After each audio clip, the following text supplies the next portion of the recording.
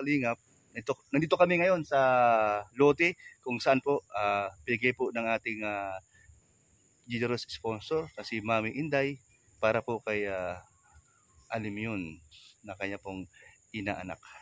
At ito po ngayon, kasama ko po si Tatay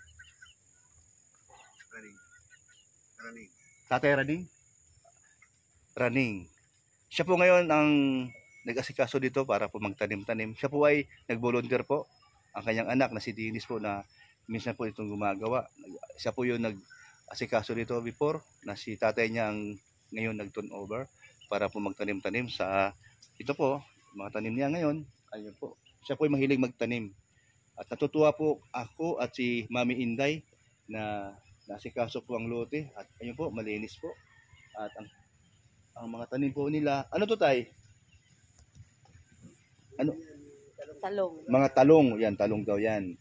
Ayan. At dun sa dulo, kamuting kahoy. Ayun, kasi ating ikotin. Ayan, kamuting kahoy. Balanghoy, ayan. Lang ha, ating ikotin to. Ito naman ang kamuting, talbos ng kamuti. Tama tay? Kamuti, pero may bunga siya. Talbos lang. Okay. Wala siyang bunga sa lalim. Talbos lang. Ayan po. Kamuting kahoy ito. Ayan. Madami ano. Ayan. Madami. Ayan. Ngayon po ay may mga gulay na. Gulayan na. Oh. Ayan po. Ayan po. Ito yung Ito yung para sa upo. Kalabasa. Kalabasa at upo daw. So nasaan na yung may tanim na siya, kalabasa. Meron na raw. Nabuhay na. Ito. Ayan o. Basta yun na yun. Yung kabisado yung ayan o. At itong puso, yung puso natin, okay naman. Gumana na. Ito. Buhayin muna. Yan, ito na po. Ito po yung pinagawa natin noon. Buhayin muna. Ayan. Hindi ako, yun nga lang, medyo bubuhayin muna. At least may tubig pag nabuhay na. Ayan po. Ayan, may kapitbahay kami dito. Ayan. Ayan po mga kalingap. At nagpapasalamat din ako sa mga sumusuporta at sumusubaybay sa buhay ni Kuya Brooks. Kung saan po tayo nanggaling. Ako po ay galing po ng Taguig. At sa tulong ni Inday Guapa, kung tawagin po. Pero ngayon po ay Mami Inday. Ayan. Salamat Mami Inday sa iyong pagtulong sa aking pamilya. Ayan. Elena at si Alimyon. At ito po ang inyong binahagi. Sinishare nyo po ang inyong blessing sa amin. Nawa po ay patuloy po kayong pagpalain ng ating Diyos may kapal. At I pray na kayo po ay mapagaling sa inyong sakit po. At siya po ay mayroon pong cancer, stage 4. Sana po ay maghimala ang Diyos sa buhay niya at gumaling pa po ng lubusan. Ayan po. Tay, bakit po naisipan yung magtanim-tanim dito sa Barangay Dugungan, dito po sa lote natin? At kayo po ay taga Barangay San Jose, napakalayo. Talaga po ba tayo hinahanap nyo sa katawan na magtanim-tanim? Ayaw. Siyempre kasi sanay ako sa kung magtanim. Sanay ako. Yung tiyatanim mo doon, madamo na. O kaya naman, sa laki noon, at may 4 hektarya. Wow, ay 4 hektarya. Grabe, ang laki pala noon. Malayo ba yung sobra? Bakit nga pala hindi na kayo nagtatanim doon? Ay, yun na nga. Ayaw ko na nga doon. Malayo. Malayo po ba? Ilang sakay po ba? 2. Ilang oras ang biyahe? Ay doon ay mga 2 oras. Ay, katagal-tagal. Ang tagal ng biyahe. Tapos uwi ka sa San Jose, ano? Okay. Kaya ngayon, nung nakita o sinabi ba sa'yo ni Dennis, anak mo na tayo, meron ditong lote kay Kuya Brooks na pwedeng magtanim at malapit lang. Ayun. Tapos wala ka hindi ka nang dadalawang isip. Kaya nandito ka ngayon. At ito, siya po ang nagtapos para meron po siyang matulugan. Ayan po, di ba po ang ganda, no? So, kulang tayo ng nipa, no? Sige lang, bili pa tayo ng nipa at pag meron tayong time at gagawa ka ng kusina. Oo. Oh. Ngayon, ang plano po natin dito sa loob dito, magpapatayo po ako dito ng bahay kung pag-ipon po tayo at saka tayo gagawa para po sa panghabang buhay na titira si Kuya Brooks at Alimyon at si Haniko, si Elena. Ayan. So, mayroon pa tayong kulang na kahoy para sa kusina. Sige. Unti-unti lang natin. Haligi. Oh, ito may haligi na tayo. Pwede na ba yan? Kulang yan. Haligi, walang problema sa kawayan, no? Mayroon naman dyan na ma-orderan. Buo-buo. Ayan po. So, yan po ang kanyang tulugan. Siya po gumawa lahat niyan. Magaling gumaling si tatay sa kama. Ayan, malinis pati. Ayan. Sige tayo, no? Basta suportado naman kita sa pangangailangan dito. Huwag kayo mag-alala. Oo. Ay! Gawa tayo ng CR pala dito. Oo nga. Saan? Sila, huwag kayo mag-alala. Dito sa ano? Oo. Oo. Sige. Temporary ba, no? Temporary lang. Papunta ko si Dinis dito. Pag ano, para saan banda lalagay? Dito ba? Okay, dito lang muna. Oo. Sige, pag-usapan na lang namin kung saan banda ilagay. Para isang gawa na lang yun sa pag nagbahayan na. Ayan po. Ay ni, bigyan mo na si tatay ng panggastos niya. 500 para meron sa pang ano. Ayan, bilisan ng. Di meron naman bigas, may dala tayong bigas. Kunin mo yung bigas mo. O kukunin ko yung bigas, oh. Dito ka na bagong taon. Oh, hala.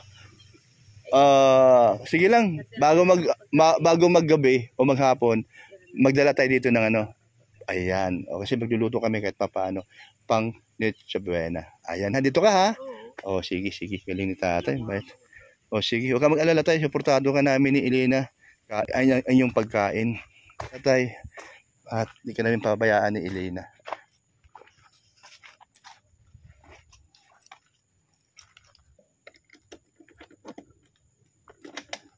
Ayan tayo, ito yung bigas at saka mini grocery.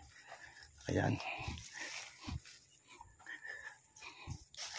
Tay, ang nagbigay niyan, yung aking mabait na sponsor. At hi, arigato.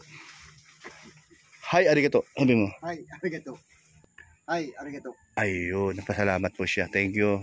At sa kanya ko muna ibigay yung isang ayuda. Ay po ay patuloy pa rin naghahanap ng mga nangangailangan.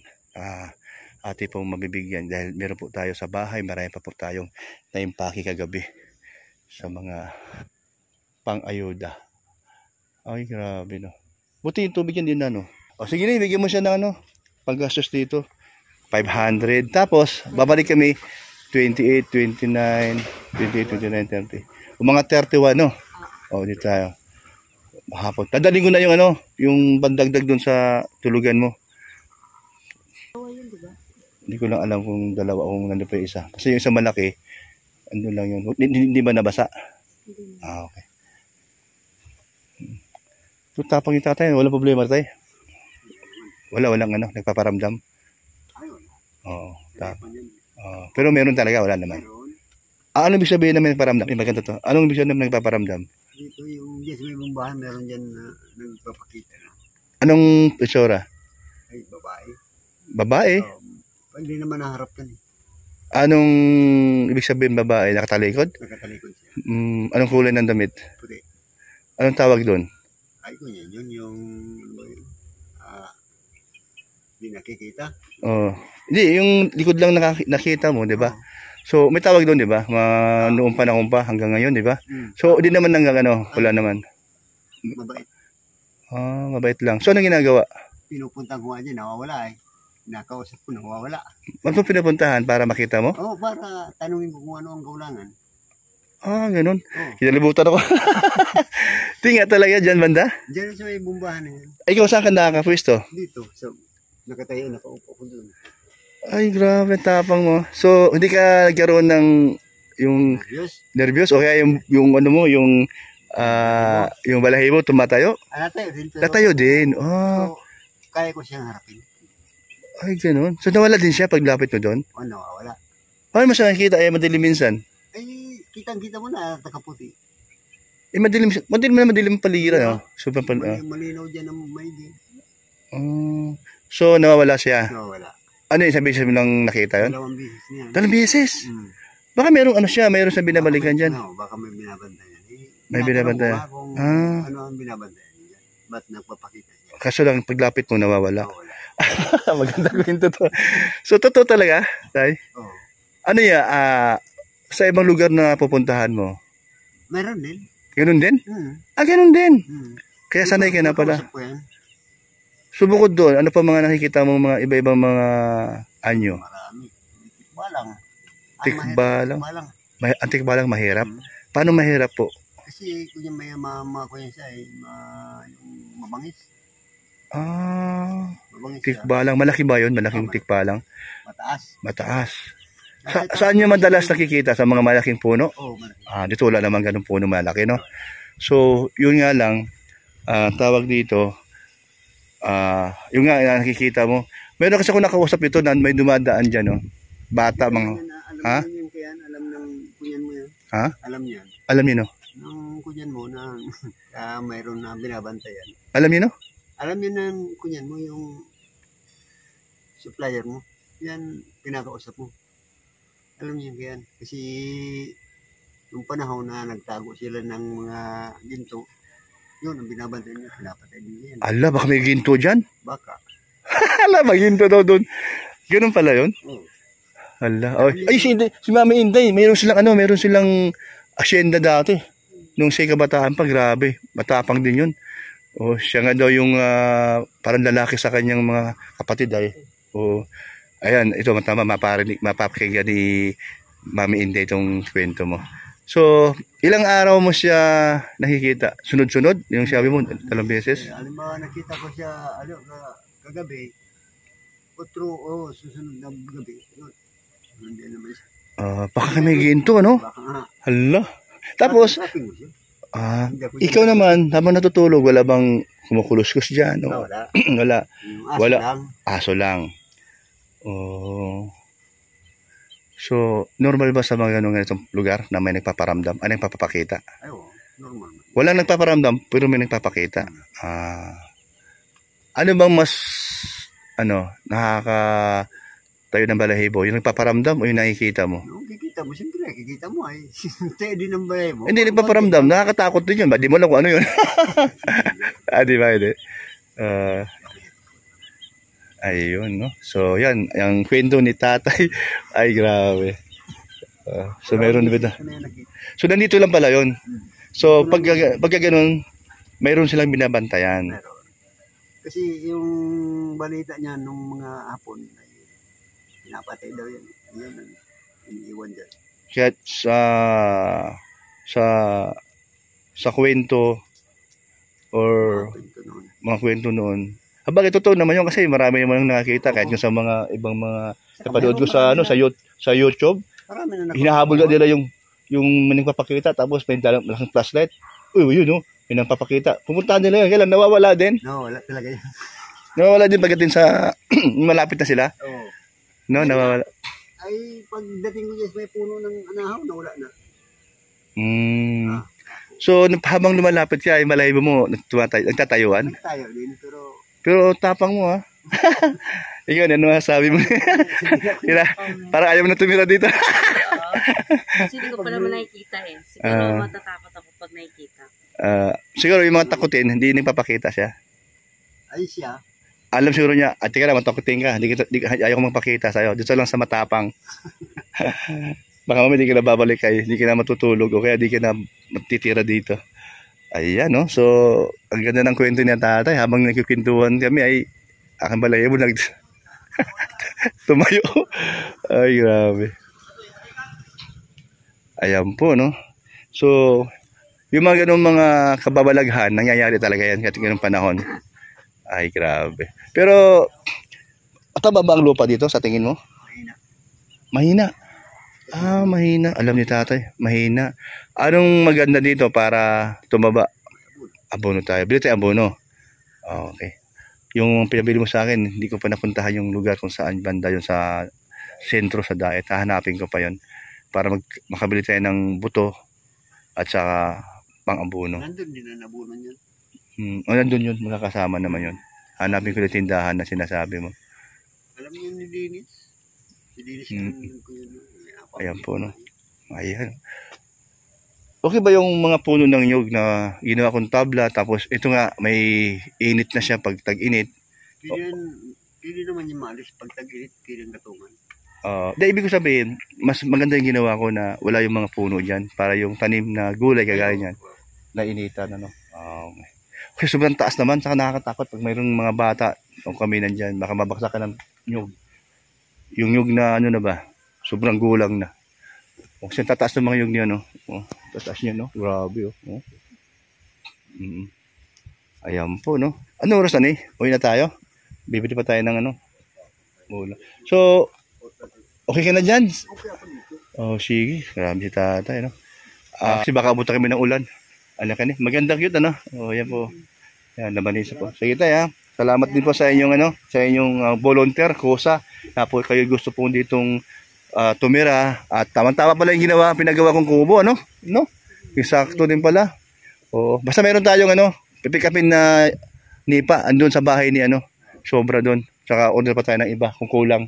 Para meron ka na talagang, dyan. Sa gilid-gilid lang. Sige tayo, malay mo tayo at andiyan ka pa rin habang gusto mo, habang may buhay. Ay, grabe. Siyempre, dahil para malibang ka, yun po yung gusto nyo magkaroon po ng garden, tanim-tanim ng gulay. Ayan, pagdating ng araw, meron tayong harvest. Makapag-harvest ng gulay. Pang panggamit-gamit lang, Saka sa inyo, pag uwi mo sa inyo, meron kayong mauwing gulay. Ayan, Ay, grabe. Ang ganda dito. Ang linis. Dati-dati ay masukal, ha? Kailan mo ipakabit ang kuryente? Ay, yung kuryente pala. Yung yung aking requirements nga. Ayan. Ayan, ito si Paring Eric. May problema may problema yung ating puso. Kailangan pa daw ng baka walang tubig. May tubig kaso sa tagal din. Ang problema sa tagal na stuck, di ba? May tubig. Parang yung mga butas sa ilalim na barahan. Ngayon, sabi ni tatay, baka daw magkakaroon ng problema sa sunod na araw kasi ang lalabas hindi na tubig. Bahan talaga. Hindi yun, lilinisin lang yan. Pero tay, ano sinabi mo tay? Baka daw lalabas, yun? Ginto daw. Kasi may nakita siya dyan na kakaiba. May nagbabantay. Baka may ginto. Ito, lagyan natin sa lechon ngayon sa lechon. Saan kayo? Ngayon? I-deliver nyo ngayon? Yung lechon na... Sige daw. Ano meron doon kaya, Sige daw. Hala. Alam ko na. Isa, dalawa. Yung isa lang, yung walang pangalan. Wow, ang sarap niya, So, ibig sabihin lang, doon yung deliver sa Red House. Malayo-layo din pala yung pupuntahan nyo ngayon. Sa kayunan pa yung isa. Ayan. Sige, thank you. Ito, basta to. Ano po, bukas mo lang talaga po. Para yung amoy. Ayun po, lechon. Siya po yung tagaluto po ng lechon dito. Siya po yung madalas po na maraming order. Ayan. Paring Eric, huwag mong kalimutan sa binyag ni Alimyon at birthday, ha. Sama-sama tayo doon. Kasi marami na sarapan sa lechon mo ay. Okay. Mas lalo bang sa sarapan? Opo, pabutihin na lang. Grabe bata. Hello. Bye-bye. Ayan, sige po. Ayan, paring Eric. Siya yung ating bagong kumpare para kay Alimyon at siya po ay sinuha nating ninong. Ayan. Bye-bye na po, tay. Bye-bye. Thank you po, mga kalingap. At ingat po kayo, mga kalingap, mga kaibigan. Ayan, salamat po sa inyong pagtsatsaga. Inyo pa rin ang aking mga upload. Ayan, thank you so much. Ayan, Happy New Year po sa inyong lahat. Ayan. Bye-bye. God bless po. Ingat po kayo. And Jesus loves you.